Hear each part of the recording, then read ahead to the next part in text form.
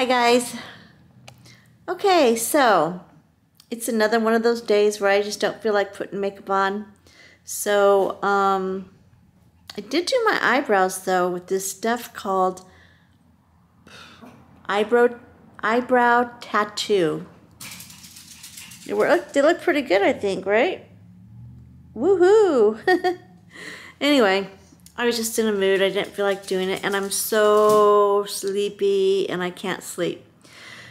Okay, so I don't know how to go about talking about this, but I'm just gonna spit it out and see what happens. About I don't know, like a year ago, I guess, I started having, like, when I starting to fall asleep, like right as I'm going into that feeling, I have this, like, I jerk awake, like, oh wait, I can't do that. And it's like this fear feeling, like if I go to sleep, I may not wake up kind of feeling. And I started kind of like thinking, oh, it's because there was a woman that I know on the cancer boards. She was in remission, and she had the same diagnosis as I do. She went to sleep and she didn't wake up. And I'm thinking, okay, it's in here somewhere floating around. That's why this is happening. So every time I start to fall asleep, I jerk awake, and then I get up and I go downstairs and I get a cold drink. I have a snack. I make sure that I'm wide awake. And then I go back up and I go back to bed. And then I play on my phone. I do research for the channel. I research insomnia. You know, everything. So finally, eventually, I guess I fall asleep because I wake up in the morning and I was asleep, so it works. But sometimes I'm scared, I'm afraid to go to sleep, so I watch like TV until I fall asleep, so I'm not thinking about going to sleep, you know what I mean? So there's that. And I will I will fight like crazy. My eyes, I'm you know, doing that jerk awake thing, trying to stay awake because I am afraid to go to sleep. And at first I thought that it was just no big deal. But then as the year continues on and I'm not sleeping very well, yeah, I think that, you know, maybe I need to talk about it. And I think by talking about it to you guys and kind of getting it out there and dealing with it, I might be able to get a good night's sleep. Let's find out. So here are my options. Well, first off, I know why it's happening. In fact, my husband kind of goes through the same trauma because a couple years ago he was there when his mother died, and she died kind of like mid-sentence, like that. And the other night, Ray said, I was holding my cell phone and I was trying not to fall asleep, and then I'm like this, and my phone's like that, and he said it freaked him out, so he was like, you know, making sure I'm still alive, and I'm like, whoa, yeah, I'm okay. So I learned from that, we started talking about it, he has phobias of me dying in my sleep as well. It's not a phobia, it's an actual, I think a fear that is realistic, because when you have a terminal illness or you're sleeping with someone with a terminal illness, then yeah, I mean, how can you not think that possibly that one night I might not wake up? And while I am 100% fine with where I'm going and dying, and actually dying in my sleep would be a nice thing for me, I would just close my eyes and I wake up and I'd be see Jesus, and I'd be fine with that. But I worry about my husband rolling over and, you know, having to go through that trauma. I don't want that. Or I have phobias, like when the grandkids spend the night, I can't sleep because I want to make sure that I don't like die and they have to find me. And I started thinking about, why am I so morbid about this? Why is this like so like in my brain? What the heck is wrong with me? Well, I started thinking about it and kind of going through like the different experiences of death that I've had. And it starts back when I was, let me see, probably about 17. My cousin, whom I was living with, he was like, I want to say 17, 18, 19, 20, 21, 22, 23, 24. He was 8 years older than me. He had gone through a divorce and he was raising his 5-year-old little girl.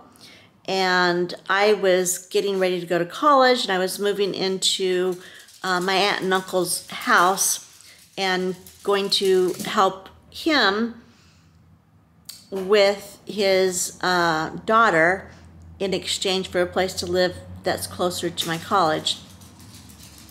Anyway, I hadn't even got all my stuff moved in yet.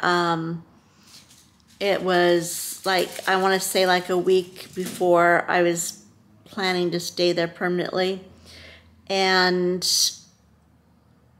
we were all supposed to go to the swap meet on a Saturday morning. And my little cousin, Jessica, went into the bedroom to wake up Daddy, Robbie, to go to the swap meet, and she said, Daddy's cold. And anyway, long story short, he died in his sleep. And he was 25 years old.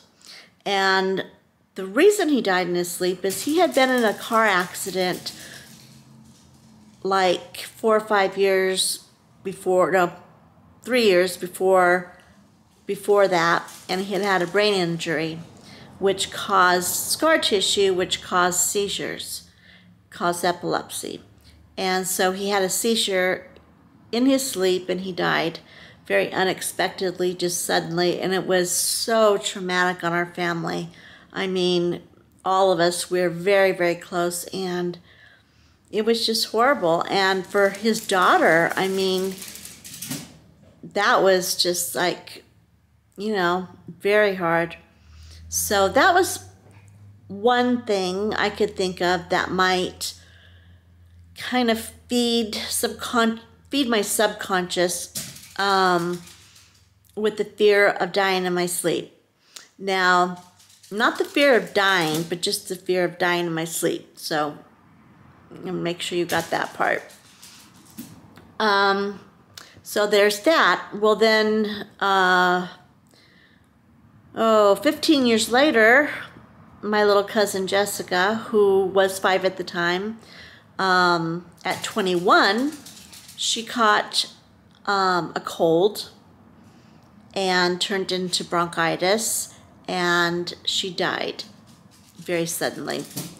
And it was just one of those fluke things. It was just, I mean, you know, so had a lot of experience with death and a lot of experience with sudden death. And then, I don't know, I don't think then my friend Carol, my best friend, we were really, really close. We hadn't known each other for like all my life or anything. We had become friends when I was, as I was married. And her husband had actually sold us our first house. It was kind of funny. And then we became friends, hard, fast friends. Well, anyway, she got a brain tumor and died, boom, the same way. So I think that that's where my phobia comes in. Not of dying, but having my family face the trauma that I faced and my family faced when my cousin died in his sleep. So I think I've kind of like worked that out. That's why it's happening. So now I'm talking with my husband about it. We've been talking about it. And he's said that sometimes if I'm really quiet and I'm really still, he makes sure that I'm still alive. So he has the same fear that I have. So talking about it, I think, makes it better because we got it out there and we know that it's a possibility, just like running off, getting in a car accident isn't a possibility too. I mean, the chances of me slipping in the shower and hitting my head is also a possibility. So I think putting it in perspective is going to help me try to get past it so I can get some sleep. Another thing is I got a app on my phone. It's called Scriptures Streaming, or Streams of Scriptures, or something like that. Anyway, it has these just really peaceful guy's voice reading off Psalms and Proverbs and Isaiah, and just really nice, relaxing, affirmative Bible verses. And you're supposed to listen to that until you fall asleep. So I did that last night, and I think I got to sleep faster than I normally do. But I woke up and then I had to start all over again. And I'm like, ugh. I mean, so it's like if I get to sleep and then I wake up, I have to start all over again with the, I'm going to fall asleep, and keep waking myself up and don't fall asleep, that kind of thing. And so the scriptures did help me get to sleep initially, but for whatever reason, I was disinterested in listening to him again for the second go around. I was like, ugh. So I got up, I got some water, I played with Bentley, and I read a book for a while, and then I started getting sleepy again, and so I got back in bed, and I just prayed. I'm just like, God, when it's time for me to die, how it's going to happen, and you have that in control, and I just need to trust you with it. So if you wouldn't mind just taking this fear away and letting me go to sleep. And I can't say that magically that worked, but I did go to sleep, and I did sleep pretty much the rest of the night. So I mean, it's just something I think I have to work through. I don't know if anybody else in my position has the same feeling or same fear. If you do, let me know. Drop it if you feel like sharing. Drop it in the comments below, and we'll discuss it. Have an open, honest discussion about it. So anyway, my plan, nothing big. I'm just going to keep praying and listening to worship music as I go to sleep. That helps a lot most of the time.